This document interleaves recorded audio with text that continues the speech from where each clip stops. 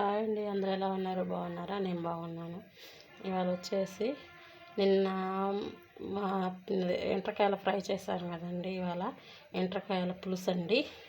చాలా బాగుంటుంది టేస్ట్. పొయ్యి ముట్టించి దబరా పెట్టానండి. ఇందులో ఆయిల్ వేస్తున్నాను.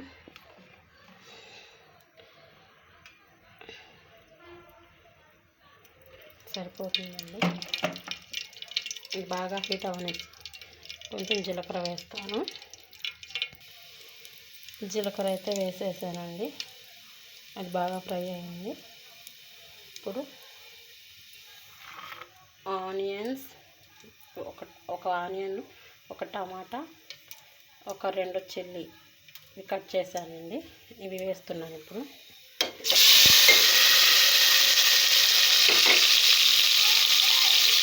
వీటిని బాగా ఫ్రై చేసుకోవాలండి.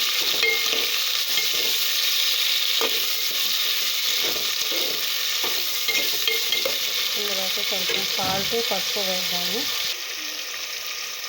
ఇందులోకి సాల్ట్, పసుపు ఈ 2 వేయటానా త్వరగా మగ్గిపోతుందండి. టమాటా కానీ ఆనియన్స్ కానీ.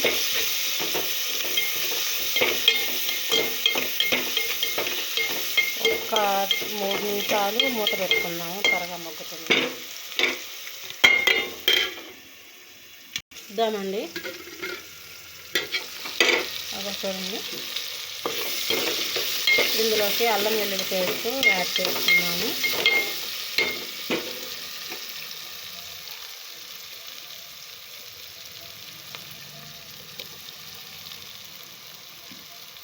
ఎండ్రకాయల పులుసు కూడా చాలా బాగుంటుందండి టేస్ట్.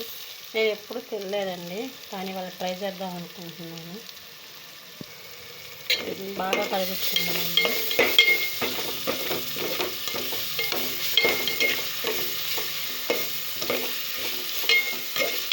బాగా కొంచెం ఫ్రై అయిన తర్వాత అది మనం కడిగి పెట్టుకుని ఎండ్రకాయలు అయితే వేసుకుంటాము.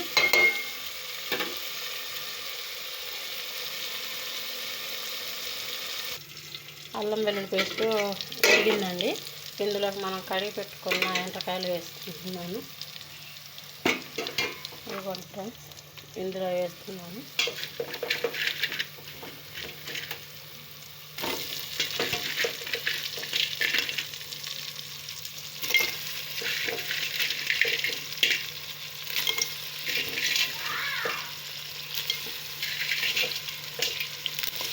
ఒక 2 మినిట్స్ వస్తున్నా.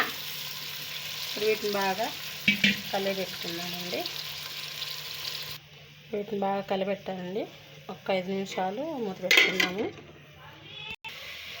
ఇందులోకి కారం వేస్తున్నానండి.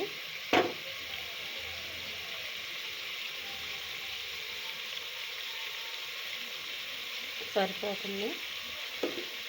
నేను బాగా మిక్స్ చేస్తాను. ఇందాక చెప్పినట్టుగా ఫ్రై అయ్యిందండి. ఇప్పుడు ఇందులోకి చింతపండు పులుసు యాడ్ చేస్తున్నాను.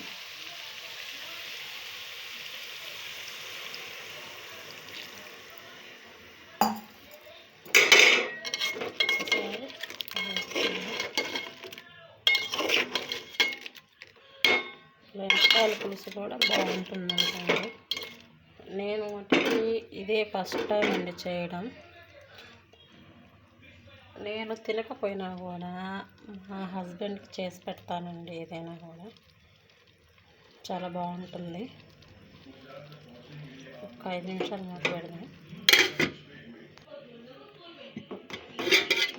ఇప్పుడు ఒక 5 నిమిషాలు కొంచెం హై ఫ్లేమ్లో పెడదామండి.